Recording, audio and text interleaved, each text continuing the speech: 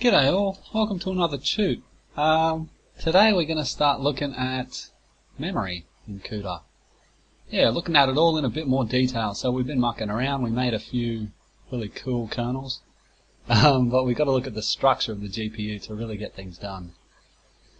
So this tute's all going to be about memory. Just like the CPU has RAM, registers, hard drives, etc., the GPU's got a whole bunch of different memories, and they're all for different things. They go at different speeds. Some can read, some can write. It's pretty complicated. CUDA programming is largely a strategy game. Yeah, all programming is kind of a strategy game. And the enemy is poor performance. So that's what we're trying to get around, really. Otherwise, we wouldn't be programming in CUDA.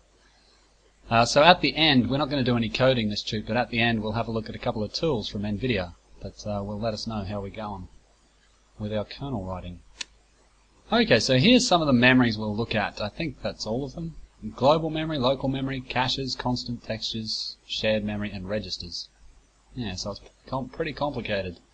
Here's a bit of a diagram, rather a confusing diagram, but this is something like a schematic, I guess, a general overview of these memories. So the host, or the CPU, can read and write to constant, texture, or global memory.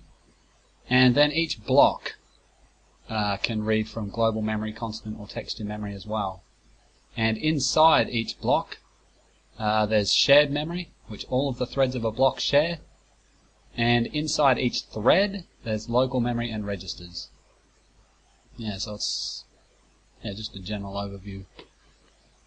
Before we get started, okay, on to the memories themselves. So global memory, there's a large amount of global memory in the GPU. It's slower to access than the other memories, like shared memory and registers. It's largely, the device memory. When you buy a graphics card, it'll say that it's got like 1 gig of GDDR3 or whatever. That's pretty much what global memory is. It's the device memory. All of the running threads can read and write global memory, no worries, and so can the CPU. Yeah, the functions, CUDA malloc, CUDA free, CUDA memcopy, and CUDA memset, which we didn't look at yet, but it's pretty easy. They all deal with global memory. That's how the CPU reads and writes to global memory. This is the main memory store for the GPU, and every byte is addressable. Yeah, they all have addresses. It's persistent across kernel calls. That's why we use it to read and write the answers for the CPU. And with cards of compute capability 2 or more, it's cached. Yeah, there's 2 levels of cache for global memory. We'll look at that in a bit more detail in a minute. Local memory, this is also part of the main memory of the GPU, or the device memory that we just spoke about. The same as global memory, so it's generally really slow as well. Same with global memory, generally. Local memory is used automatically by the NVidia CUDA C compiler when we run out of registers, or when registers can't be used. Yeah, so the NVidia C compiler does a lot for us, but sometimes we just run out of registers, and that's called register spilling. If we use too many registers per thread, we might run out, and local memory will have to be used, which is actually global memory. Some other circumstances where local memory might be used is with structures, if we have big structures in our kernels, and also arrays, but only arrays that aren't indexed with constants. Yeah, so if you're indexing an array with something that's not a constant, then the compiler needs to store that in local memory because the elements of the array have to have an address, and registers don't have addresses, so the compiler's got to use some memory space that does have an address. So for arrays that aren't indexed with constants, it's going to use local memory. And the scope for local memory is per thread. And it's also cached in L1 and L2 cache. Alright, so a little bit more about those caches. On compute capability 2 and up, there's an L1 cache per multiprocessor. And there's also an L2 cache, which is shared between all of the multiprocessors. Global and local memory use these caches. L1 is really fast. Yeah, it's really fast. The same speed as shared memory. It actually is the same bytes as shared memory. So when we make a program in CUDA, we can actually choose to split shared memory up. We've got 2 options really. There's 64Ks, and we can use that 64K as either 48K of shared memory and 16K of L1 cache, or 16K of shared memory and 48K of L1. So the shared memory is really just a cache that we're in control of. It's really quite cool, but that's sort of what it is. It's a cache in a way. Yeah, it's an L1 cache that we've got complete control over. Very cool. All global memory accesses go through an L2 cache. Yeah, so L1 cache is really fast. L2 cache is not so fast, but it's a lot quicker than going all the way out to, the actual global memory. The L here, the L stands for level. Yeah, they talk about caches as levels. So L1 is level 1 cache, that's the fastest. L2 is level 2 cache, that's the next fastest. Sometimes it's L3 cache too. Not on GPUs though. You can turn caching on and off with the compiler option. Yeah, sometimes it's useful to do non-caching loads, but I don't know, we'll have a look at that later. And texture and constant memory have their own separate caches. Yeah, we'll look at that too. Alrighty, so it's something like this. Here's your global memory down the bottom, miles and miles away from multiprocessors. In between the multiprocessors and the global memory is this L2 cache. And in each multiprocessor, it's got its own shared memory, an L1 cache, like we said. So for threads to read shared memory or L1 cache is really quick. If a thread tries to read something from global memory, what's going to happen? First of all, it's going to check if the value is actually in the L1 cache. If it is, then we get a cache hit, and it's going to be really fast. If the value isn't in the L1 cache, then it's going to check the L2 cache, and if it's in there, then that's a pretty quick read still. If it's not in the L1 cache and it's not in the L2 cache, then it's got to go all the way to global memory, and that's really slow.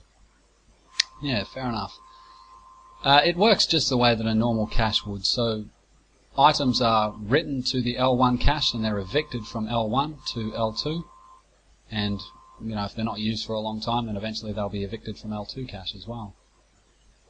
Good stuff. Okay, constant memory. Onto constant memory. So this and the next memory sort of come about because we're programming graphics hardware here. Yeah, this is interesting, this one, constant memory. This is also part of the GPU's main memory, but it's got its own cache. Not related to the L1 or L2 cache of global memory, but it is per SM, so it's really, really close. The cache for constant memory is really, really close to the threads, and they'll read that very quickly. It is read-only though. You can't write to constant memory. The CPU can though. The CPU can read and write whatever it wants. But each thread can't write to constant memory. It's really, really fast. Yeah, shared memory speeds if you hit the L1 cache, or if you hit the cache of constant memory. Not so fast if you've got to go all the way to global memory. There's really not very much of it at all, 64K of constant memory. The thing about it is that it's designed for all the threads of a warp. I don't know if we've gone through what a warp is, but all of the threads of a warp, if they all read exactly the same address, then constant memory will be really, really fast. That's what it's for. It's for all of the threads of a warp to read exactly the same value. If you've ever done, DirectX, yeah, you might be familiar with constant buffers. And the constant buffers hold things like the model, view, and projection matrices. And in DirectX, you get all of your shaders to read exactly the same matrices. Model, view, and projection is going to be exactly the same matrix for vertex shaders. So, yeah, that's what constant memory is. Don't worry about it if you've not really looked at that. It's all good. It's all good. Texture memory. Here we go. So this really the fact that we're programming graphics hardware here. Texture memory resides in device memory as well, just like global, local, and constant memory. It's also got its own cache. Yeah, just like constant memory, which is pretty quick. I think it's slower than the L1 cache on modern cards. I don't know. It's read-only to the GPU. The CPU sets it up. Yeah, the really cool thing about texture memory is the really weird addressing tricks that it's got. So texture memory is designed to do texture fetching, or looking up textures. So it interpolates pixels in a 2D image, which means that if you've got, say, an array with like 100 items, you can look up, item number 1.5 or something like that, sort of halfway between two items. and the graphics card is automatically going to interpolate the values for us. It's interesting. We'll look at it anyway. I don't know how useful it is, but it's interesting. The texture cache has a lower bandwidth than global memory. Yeah, we said that. All running threads share texture memory, and the caches are per SM. SM is multiprocessor. So because really global actually, what does that mean? It's cached. So if NVIDIA,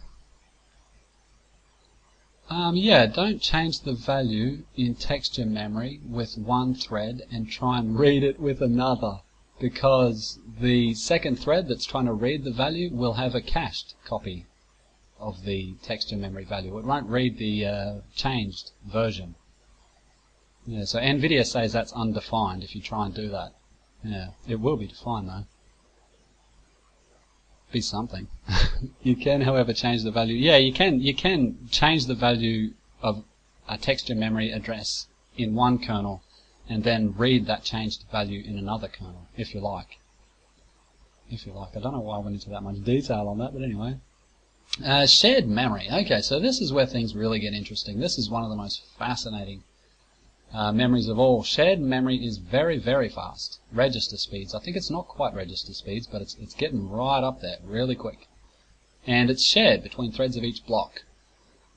Bank conflicts can slow access down. Yeah, with shared memory, what we try and do is not serialize access. So we want all of our threads to access shared memory at once. But as soon as we have bank conflicts, then they'll be serialized, and I'll have to access it one at a time, which is no good. Anyway, it's fastest when all threads read from different banks. Yeah, all threads of a warp, that is. A warp is just a group of 32 threads that the scheduler launches. Yeah, I think I never mentioned, but anyway. Successive D words, 4 bytes, reside in different banks. There's 16 banks on. Yeah, we'll go through all of that later. Shared memory is used to enable fast communication between threads in a block. Shared memory and the L1 cache of an SM are actually the same bytes. Yeah, we looked at that before. So the shared memory is really an L1 cache that we're in control of. And then you've also got this little bit of extra L1 cache, if you like. Alrighty, registers. So the fastest memory of all on the GPU is the registers. These are variables that we declare in a kernel, basically. Yeah, if you just say something like int I equals 5, that's going to be a register, usually. Unless you run out. Yeah, if you run out of register space, actual register space, then local memory will be used instead of real registers. And like we said, local memory will probably be really slow, depending on that L1 cache. Yeah, the global memory L1 cache. Register scope is per thread. Yeah, each different thread has its own set of registers, and the supply of registers is really limited. We'll have a look at the end, I think, at how you tell how many registers you've got. Yeah, at the end of the tube. But unlike the CPU, there are actually thousands of registers. Yeah, if you've ever programmed a CPU, there's only a handful of registers, but the GPU is not like that. It's got thousands of them. Anyway, they quickly run out. We'll see, they quickly run out. Carefully selecting a few registers instead of using 50 per thread can easily double the number of concurrent blocks. Yeah, I'll tell you what, these SMs, these streaming multiprocessors, are able to execute more than one thread block at a time, but only if the resources permit. So I think they can execute up to 16. Yeah, execute up to 16 blocks concurrently, but only if register usage and other resource usage allows them to. It's a bit of a juggle, but it's fun. Yeah, you really want the SMs to launch as many threads simultaneously as possible. That's really what it's all about. Okay, so here's a bit of a summary. Yeah, just did a table here in blue. This weird picture I got down the bottom, this is supposed to be the slowest memories over the left-hand side, going all the way to the fastest memory over the right-hand side. So the slowest memory of all, from the graphics card's point of view anyway, is system RAM. Yeah, it's got a copy system RAM, or the CPU's got a copy system RAM across the PCI bus into the global memory. Or local memory, into global memory, constant memory, or texture memory. Yeah, device DRAM has all of those 4 different values in it. So local memory, remember, comes about when we use too many registers or some other thing. So the L2 cache is right between device DRAM and the actual multiprocessors themselves.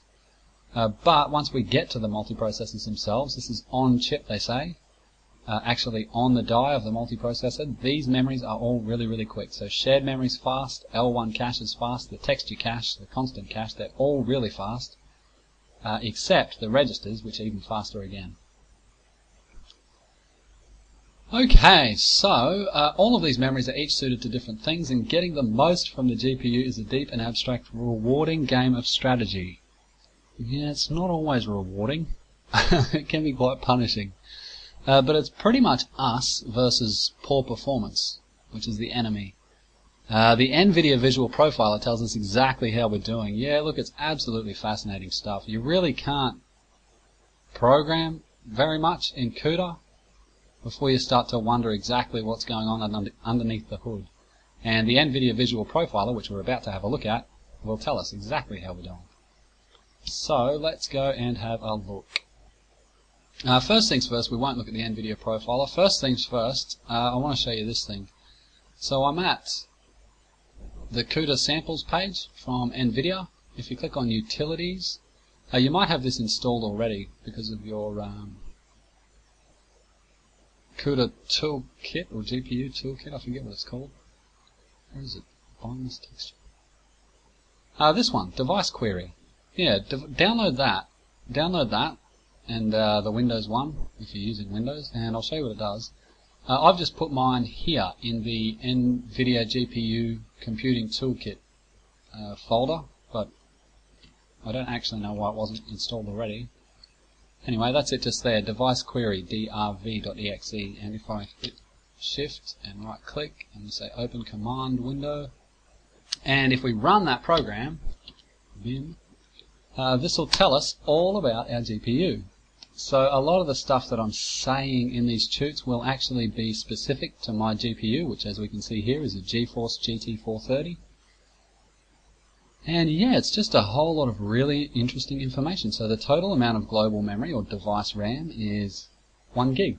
1024 megabytes, that's 1 gig. I've got 2 multiprocessors in this CPU, and 48 CUDA cores per multiprocessor gives me a total of 96 CUDA cores. We got the clock rates, the L2 cache size, there we go, that's interesting. What's that? 13, I guess. It's 13K. That's a weird sort of amount. Let me just have a look. 131072. 51024. 128K of L2 cache. Yeah, that makes more sense. What else have we got that's interesting? Total amount of constant memory. There you go, 65K. Shared memory per block, that's going to be 48K just there. That's the 48K of shared memory versus 16K of L1 cache that we were looking at in the slides. The total registers available per block is 32,000 of them, so that's a big amount of registers compared to a CPU, which has got sort of 16 of them.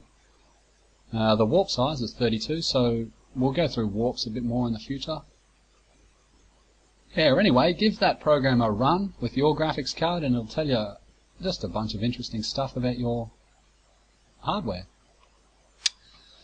Good, so that's not the profiler. Where's the profiler? I think the profiler will be in the same place on your computer as mine. So it's in C drive, program files, NVIDIA GPU Computing Toolkit, and then CUDA, and then V5. And I think, I'm going to try this one. Nope. I think it's here, lib NVVP. Yeah, that's it. Lib NVVP. You should see a file there called nvvp.exe. That's the NVIDIA Visual Profiler. And we're going to see a lot more of this program in the future because it's just really interesting. Yeah, if you give it a run, you should see something rather uninspiring like this. But if I go File and New Session, we create a new session. So to create a new session, what you've got to do is select one of the CUDA programs that you've written. So one that I wrote earlier is called CUDA Fun. I wrote this yesterday, I think. Yeah, I did. It's completely hopeless, but I just wrote it to demonstrate this profiler. Anyway, you select that and you hit next. It's got all the options already checked here to automatically run an analysis, so off it goes. And there we go. So it ran the program a bunch of times, and it's decided to tell me these awful things. It says to me, Mr. Creel, the multiprocessors of one or more GPUs are mostly idle.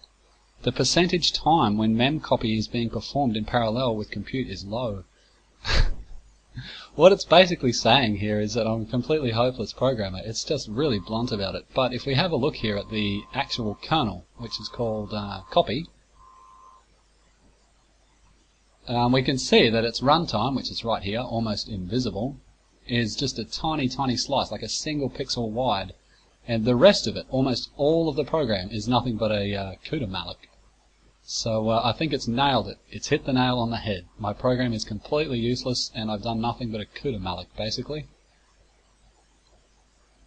Yeah, anyway, we'll look at this in a lot more detail later. This tells you exactly where you're going wrong, and you really can't program too much in CUDA without a profiler. Anyway, that's all in the future, so thank you very much for listening, and see you later.